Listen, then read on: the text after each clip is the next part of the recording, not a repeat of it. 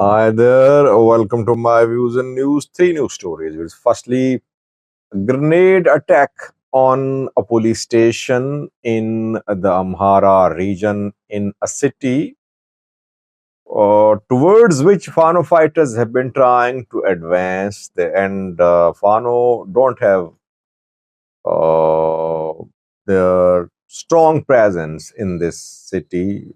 Very close to this city as well. They don't have their strong presence. They've been trying to advance to a city, but they carried out this attack on a police station reportedly. Can we say it's an attack or just hand grenades were thrown? Secondly, an Ethiopian bank last night issued a statement after a letter was propagated in social media showing as if the bank had given millions of birds to the Ethiopian National Defense Force for a military operation which is ongoing in the Amhara region against Fano fighters. Thirdly, Eritrean Embassy in the UK last night issued a statement using very strong language against a member of UK's House of Lords. David Alton is the name of the member of House of Lords who spoke a few days ago about a video clip which emerged a few weeks ago showing an Eritrean military officer. Firstly, viewers, a grenade attack on a police station by Fano fighters. South Wollo is not a stronghold of Fano fighters.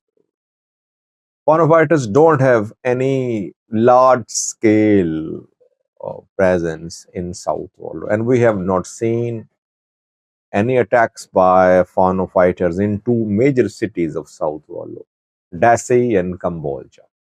I think in Kambolja yesterday, the deputy prime minister visited some projects. Damascus Terone was there in Kambolja. Kambolja is an industrial hub, I think, for the Amhara region.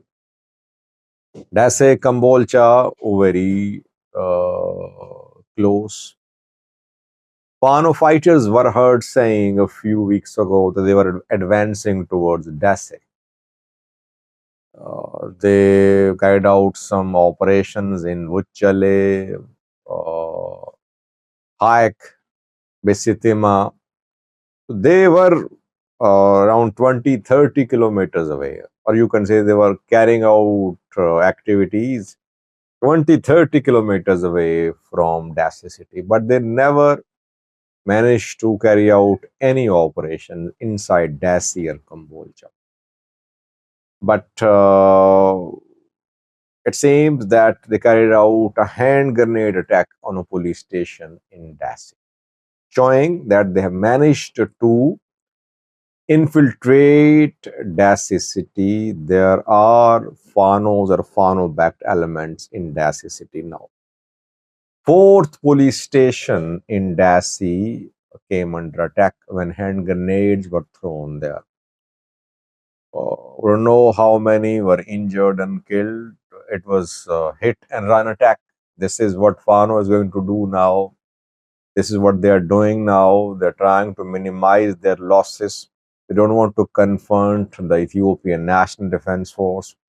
And this is their stated tactic. 2 days ago, we heard from Zamina Kasi, a Fano commander from Gujum, and he told new Fano recruits to adopt this tactic that don't just confront the enemies, just carry out hit and run attacks and fight on your home ground according to your plans. So these hit and run attacks going on, but Fano fighters nowhere near Dessie city. Secondly, an Ethiopian bank had to issue a statement last night because since yesterday, some Ethiopian government activists have been circulating a letter. The letter was allegedly written by the bank president to the Ethiopian National Defense Force, Lion Bank, Anbesa Bank. I think Anbesa means lion. So Lion Bank, the letter stated that the president of the bank confirmed that the bank had donated 200 million birrs to the Ethiopian National Defense Force for its military operation against Fano fighters in the Amhara region. It was in circulation. Several people shared that with me as well, saying Sajid, Anbisa Bank is fueling the war in Amhara, supporting the military. But it was hard to believe, keeping in view that if banks and other institutions make such contributions, they won't make it public because they have customers from all sections of society. Why would they risk their business? Why would they admit that publicly? So for me, it did not make sense, but we were waiting for confirmation. Then came a statement from Ambisa Bank last night. The bank said that the document which was being shared in social media was fake. It was a manufactured document to tarnish the image of the bank. You see that sometimes it becomes difficult to distinguish uh, true and fake information. And by the way, only president of a bank cannot make a decision. Banks have board of directors, and the decisions are taken after consultations. I think this bank has board members from Tegarai. So it's very unlikely that the bank would fuel or bank would sponsor the operation in Amhara and then admit that. Maybe Ethiopian institutions, private institutions are funding the military, but they will never acknowledge that publicly. That will hurt their business. Thirliviore's Eritrean embassy in the UK issued a statement last night. The statement is against a member of the House of Lords of the UK. His name is David Alton. Around a month ago, a video was leaked showing an Eritrean military officer talking to the Irob residents. Irob is on Tigray-Eritrea border. Tigray has claims to this area. Eritrea is in control of large parts of Irob. Tigray says its territory under occupation by Eritrean military.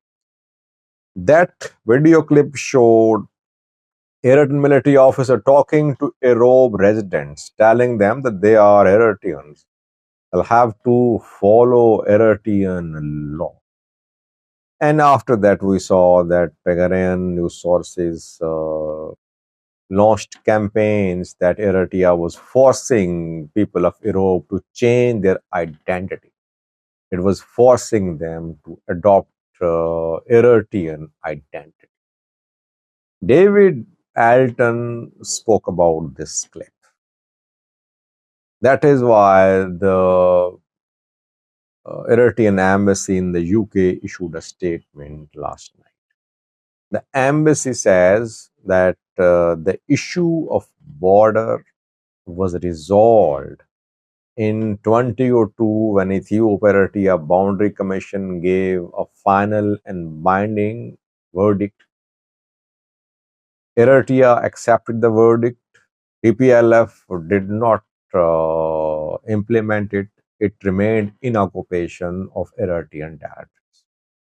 The territories which are being talked about are part of Eritrea. But there are some people who deliberately spread propaganda because they are hired lobbyists. Eritrean embassy indirectly called David Alton a hired lobbyist without pulling any punches. Eritrean embassy criticized the member of House of Lords of the UK. The written position is clear, viewers. It says no talks, no negotiations, no unresolved border issue with Ethiopia. Border issue solved. BC, Ethiopia Eritrea Boundary Commission's ruling implemented. No one in the world should now talk about the border. But Tigray says that its territories have been annexed. Its people are being kidnapped. Just 2 days ago, we heard from Anbesa mayor, who said more than 100 Tigrayans had been abducted, allegedly by Red military in recent weeks. Thank you for watching.